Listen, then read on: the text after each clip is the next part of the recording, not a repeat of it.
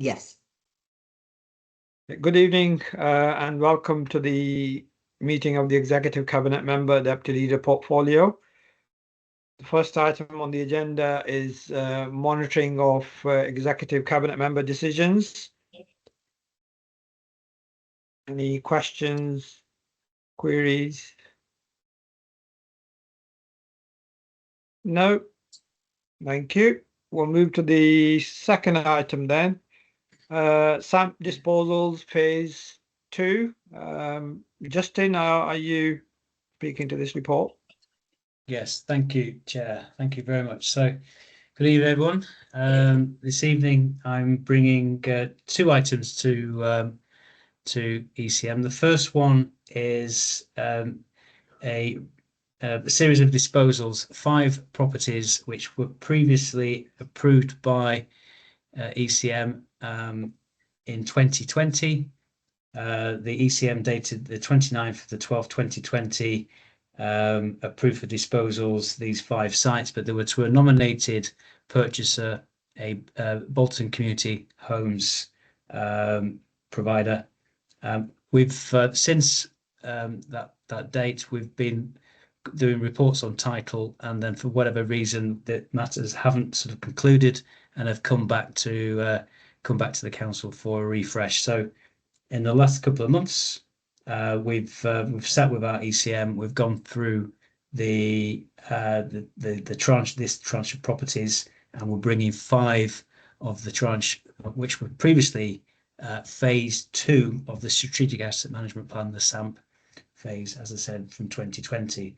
Now, the key details for each of these SAMP properties are in the report, but I'll just quickly summarise. Number 1 is Earl's Farm, which is Stitchme Lane, Brightmouth. The approval for disposal to be a BCH partner was agreed originally on the 29th of the 12th, 2020. We are now recommending that this be put on the open market to secure the best value for the capital receipt and housing delivery. Number 2 is Newby Road, which is the former St Andrew's Chapel, and that's in Brightmouth as well. And that was again originally approved for disposal by ECM on the 29th of the 12th, 2020. The next step will be to place on the open market for best value and housing delivery.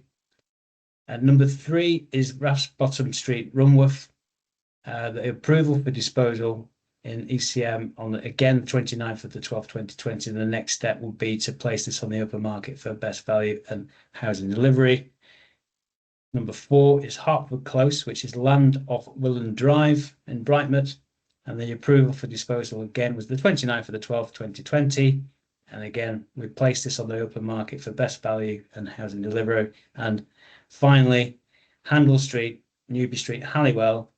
There's the approval again on the 29th of the 12th, 2020. And we're now bringing this back for open market and for best value for housing delivery. Now, the previous delivery routes and partners were not fixed. Originally, the open market disposal is now recommended to establish best value. But what we will need to do as well, because of the historic nature of these sites, we will then offering these out. We'll be doing a public open notice due to the nature of the open public land nature of these properties. So there'll be a public open space notice, which will then be live for 2 weeks, and then we will then look to take it, obviously put them, dispose of them. So it will be an open market offering through an agent for the obviously best value and housing delivery. Any questions on those 5? Thank you. Thank you, Justin. Councillor Warren? Thank you, Chair. It's more of a comment, really, if I'm honest, because obviously I know the history of these sites, especially with 3 being in Brightmouth. And these sites go quite a way back in terms of the council having to find sites for house building. Now, I know that I've been contacted today because people are not happy about it. But obviously, when the council allocated these sites, even before I was a councillor, a lot of it was to stop building on greenbelt land. which is why these sites were kind of found. So obviously, even though I'm not very happy about these sites coming forward for housing, I know that there's a strategic need as well, and I know all the policy that has come before it. So because of that, even though I've been requested by a lot of people to call this in, I can't find a reason to in clear conscience, because I know all the work that has come beforehand as well. So it's just a comment really, just to obviously explain where I am on these. Thank you. Councillor Grant. Thanks, Chair. Either to yourself, Justin, or to possibly Lee. This isn't relating to these 5 sites. This is in relating to other 2 others that were on, I think, either this SAMP or SAMP 1, which is the 2 pocket parks in Blackrod, which we're still waiting for them to be transferred to Blackrod, despite them having given a business plan and a business case, and in principle they were to be transferred over. I just wondered where we were with that, and can we get a move on with it? Waiting 5 years to do a simple transfer of 2 small pocket parks seems a little excessive. Thank you. Justin. Thank you, Councillor Grant, and thank you, Councillor Warren, as well. So in answer to just picking up Councillor Warren's point before, obviously with the public open space notice, we will capture any interest there, and obviously we will report back. And if there are any objections to the site, we will then obviously bring it back for ECM at that point. It's obviously, it's a democratic process. We're appreciative of that. So thank you very much for your feedback there.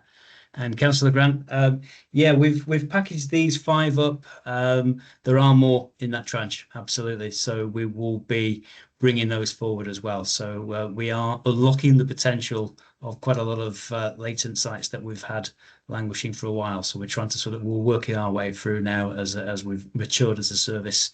We've brought everything in-house, as you know, and we want to be on the front foot. So anything in particular you want to discuss in the meantime, we will do, but we will be bringing future tranches through.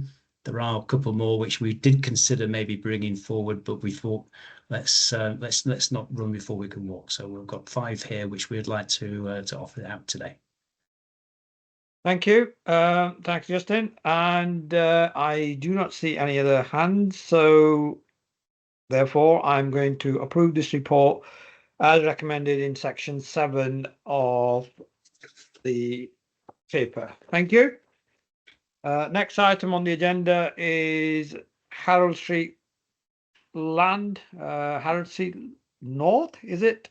Yeah, thank you, Chair. So this is land known as Harold Street Land North. This is a site which we have been working on with the local community, with the trustees of the Mackey Muslim Society, the Mackey Mosque, which is adjacent.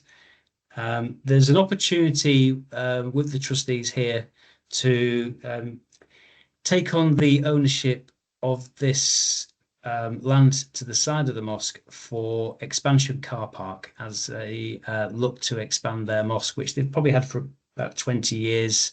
The first phase of the mosque was completed, and then they've diligently saved monies for second phase of the mosque, which will then eat into their existing car park.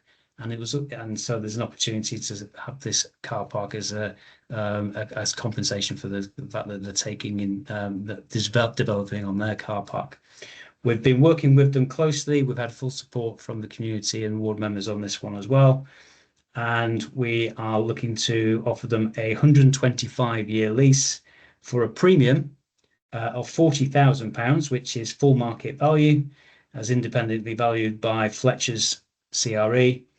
And then it will just be a peppercorn rent thereafter. So they effectively are paying a premium to buy the long leasehold of the site. It'd be a 125-year lease. It would then allow the mosque to put the car park on there, which they've planned, and they've got drawings for it. They'll need to get probably planning permission, but they were very much put together a decent proposal for that. We've been working with them. It would help take off. It'll be off-street car parking, which helps with the build-up of car park in that area. And Harold Street is a bit of a rat run, and so it will help alleviate a bit of the congestion around that area. and they're planning also to put a bit of seating on there as well. So when families are waiting outside during prayers, there's actually an opportunity sort of, you know, for a safe place for them to congregate without, you know, so they can to use it. So there's a bit, they're taking ownership of it, looking after it, and in their stewardship, I'm sure it would be it'll be a good asset. As I said, 125 years at a premium, and the recommendation obviously is to progress on a long leasehold basis. Thank you, Justin. Councillor Warren. Thank you. I have no issue in terms of, well, I've got a couple of issues with it. Obviously, it's open space at the moment. From Google searching, it was terrace clearances at one point, wasn't it? Way back. Was it 80s when we knocked terrace streets down? But my kind of concern with it is that the market value that was done at 40,000, but it's the peppercorn rent at 125 years. Now, it seems quite unfair because a lot of the peppercorn rents have been gone back over and kind of said that that's not going to be the case moving forward. And if you do an AI search, for example, on how much car parking is in Bolton, how much car parking space is in Bolton, and it's between £50 and £600 a month, and that's a lease.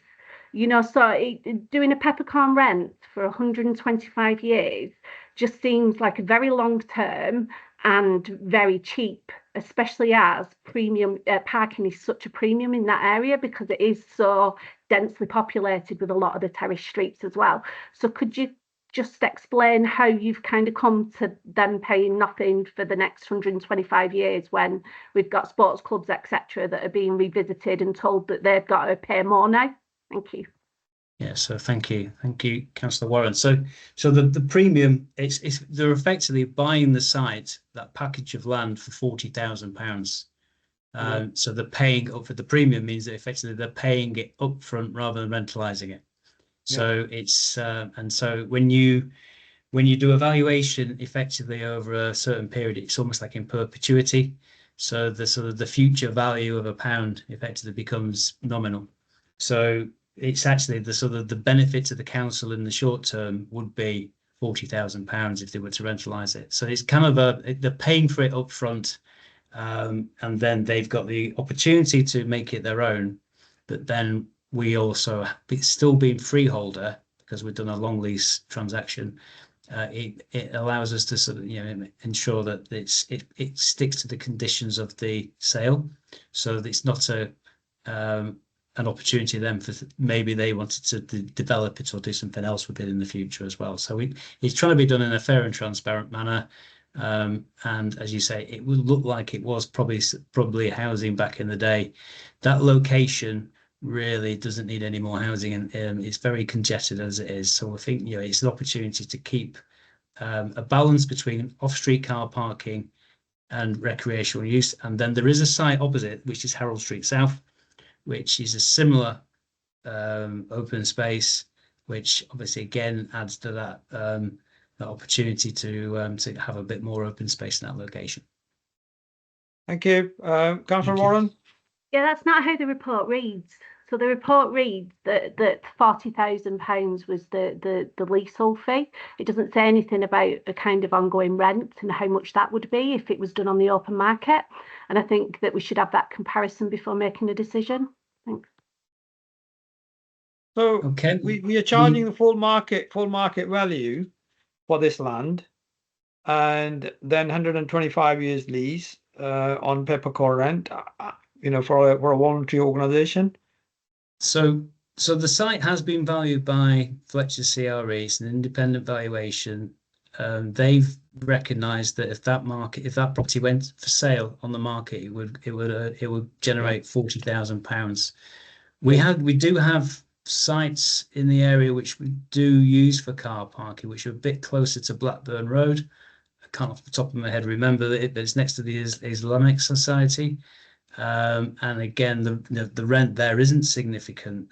There isn't really I think if you did the search for car parking in Bolton, you would come to a figure. But again, the demand for private car parking space in that location wouldn't be very high. Now, obviously, you've got special interest because you've got the mosque there, the Mackey Mosque there as well. So they would be the end users. So the suggestion that we would rentalize that car park at the expense of the mosque, that's something obviously we're trying to work in partnership, obviously, with the mosque and support them in their expansion in that location. But I understand the question from Councillor Warren, and I think it's something we have considered, we've looked at, and we've obviously we've done it at arm's length and transparent manner, and we've got full support of the 3 ward members as well, who have very much been taking an interest in this. So I would also say, again, like the sites we discussed on the SAMP Phase 2, being public open space, we will do a public open space notice on this as well. So any objections, anyone who wants to come forward has the opportunity to do so, and we can obviously discuss it and look at it then as well. Thank you. Thank you, Justin. Thank you. No other questions, so therefore I'm going to approve the report as recommended in section 8 of this paper. Councillor Warren? Yeah, I'd like to call that item in for further scrutiny, please. Right, okay, fair enough. Thank you. Can we move to the next item on the agenda, item 4, Hoot Credit Union, purchase of deferred shares?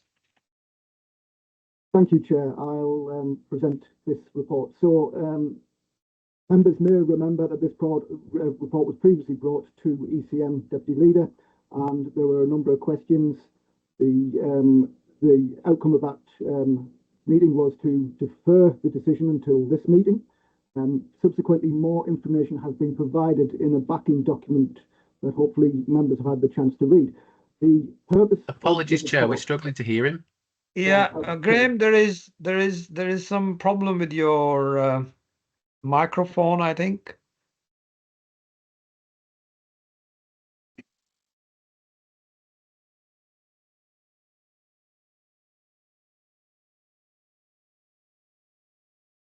We can't hear you.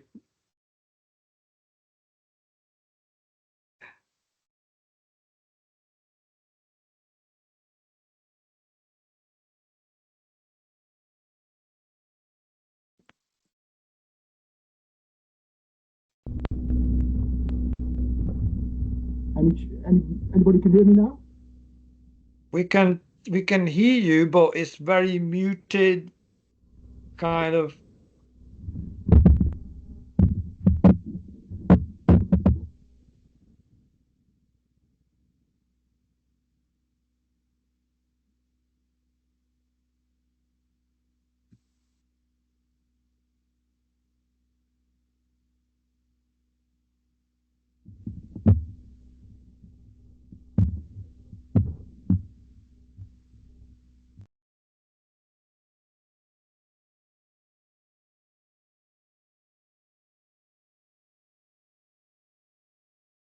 Can you hear me now?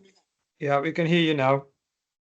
Yeah. Right. Okay. So I'm just going to have to turn the screen off because otherwise you'll get a double sound from me. Okay. So what I was saying was that members may recall that this meeting was this report was brought to a previous ECM deputy leader. Yeah. Where there were a number of questions about the report, and a decision was taken to defer the actual decision making until a later meeting. Additional information has been provided alongside the report. Hopefully members have had the opportunity to read that information, but I will go through in very brief terms the intention of the report. So the report asks for a decision on whether or not to invest £100,000 in deferred shares in Hoot Credit Union. So Hoot Credit Union have previously been supported by Bolton at Home, and Bolton at Home had indicated to Hoot Credit Union that over a period of years they would be requiring to withdraw that support. Unfortunately, it turned out that Bolton at Home needed to withdraw that support quicker than anticipated. This caused an issue for Hoot Credit Union in terms of a deficit in a number of years to cover the costs of staffing that previously Bolton at Home had contributed to. The implication of this has been that the business plan for Hoot Credit Union needed some review. In terms of the viability of the credit union, it's not a case that the credit union is in a unviable state or in a state that it is not expected to be able to continue. However, there are capital ratios for financial organisations that determine how a bank or a building society or a credit union can go about lending money. The request for the £100,000 is to bolster the capital ratio, so that the credit union can continue its good work in the local community. Should they not receive an investment of this £100,000 and they breach the capital ratio, and that's by no means certain, they would be restricted in the loans they could give to members of the community. Now, I know there have been a number of questions about whether or not the £100,000 invested in shares would be safe if there was a change in the status of the credit union. What I would say is that investments in any shares are never 100% safe. You can never absolutely guarantee an investment anywhere will be 100% safe. What we can say is that this organisation is regulated very closely by the Prudential Regulation Authority. There are external auditors that come in on a regular basis. We are confident that the £100,000 would not be put at unnecessary risk. I think it's worthwhile considering that Hoot is a key partner in the work that the council does, particularly around the provision of free school meal vouchers during the summer. I can't talk in great detail about that programme. Phil Rimmer is on this call if you want to know more about that. But it is really a question for the Executive Cabinet member whether or not he feels that the council should look to support a local credit union in continuing the good work in its in the community, and whether or not that is a decision that he wishes to take. And at this point, I think I'll go back to the room and say, are there any questions? Thank you, Graham. Councillor Grant. Thank you, Chair. Just a quick one. You say this is that the organisation is very tightly regulated by the Prudential Group. Why was this potential risk not highlighted earlier as a possible issue with Bolton at Home pulling its staff, etc.?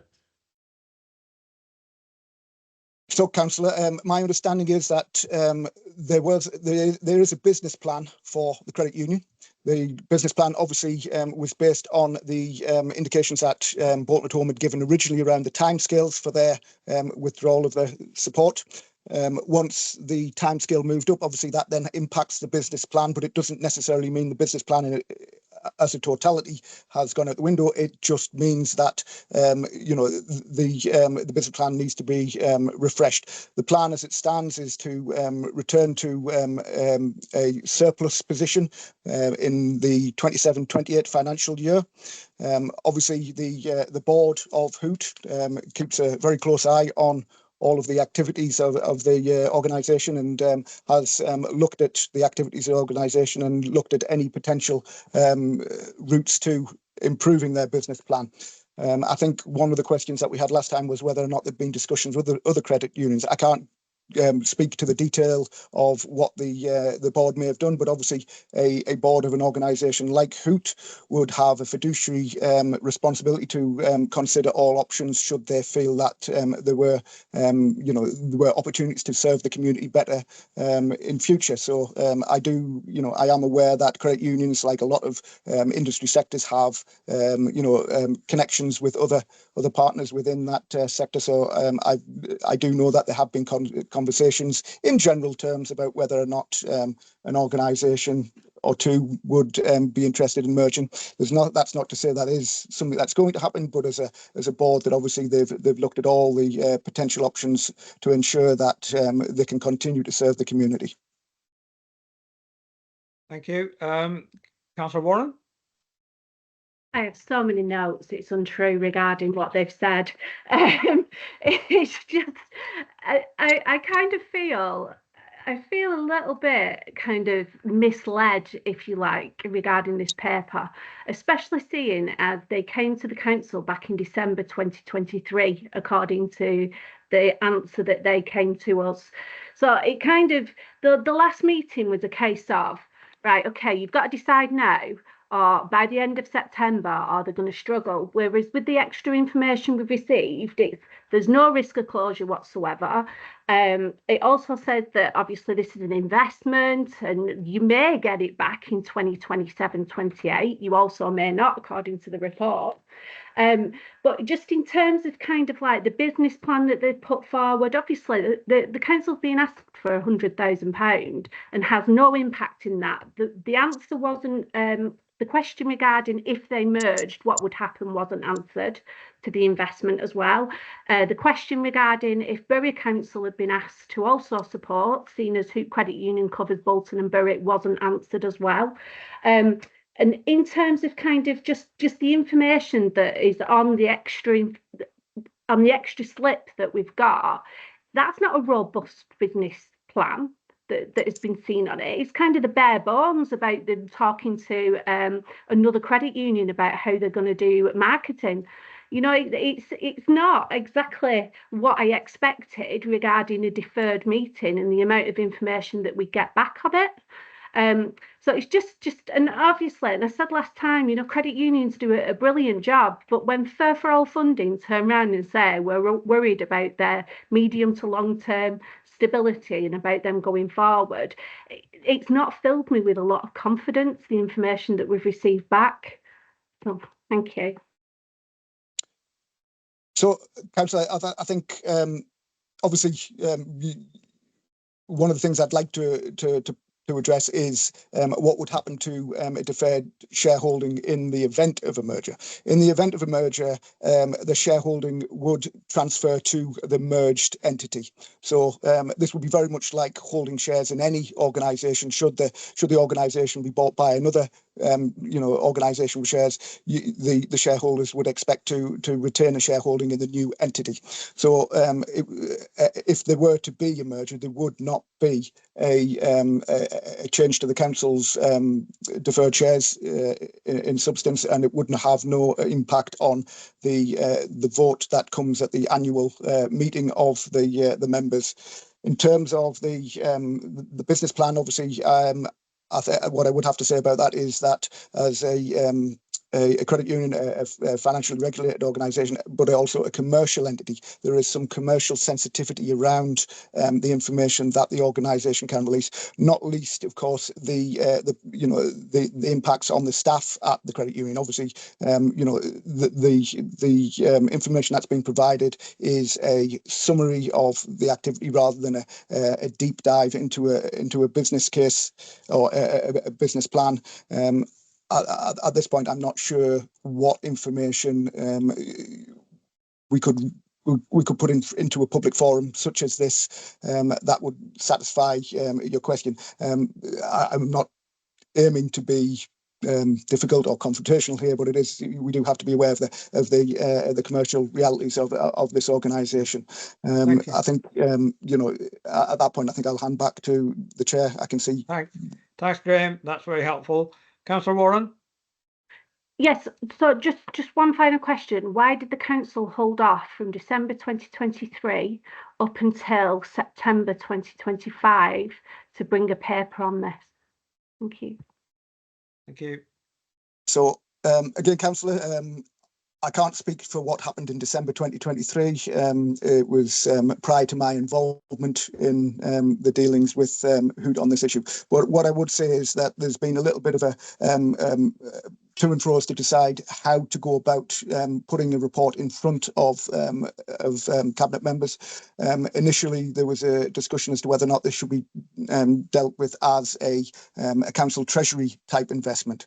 Now, given the fact that the investment would not be aiming to produce a return for the council, rather it would be aiming to support a local organisation, it was felt that it was not appropriate for it to go down the treasury route. We then get into conversations about where it is most appropriate to sit, and obviously at that time Hoot also were looking at other options.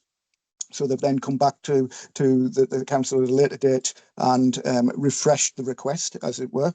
Having decided, the route that we would wish to take this report down, the initial route was changed because the cabinet member who was due to make the decision, although they do not have a conflict of interest, they do happen to be an account holder at Hoot, and therefore for absolute openness and perception of openness and fairness, the route to making this decision has been changed. So we've had a number of different stages to get to this point. And I can only say that once we've just discussed this with cabinet members and discussed that this is something that the decision would be, they want to make a decision on. We pushed the report forward.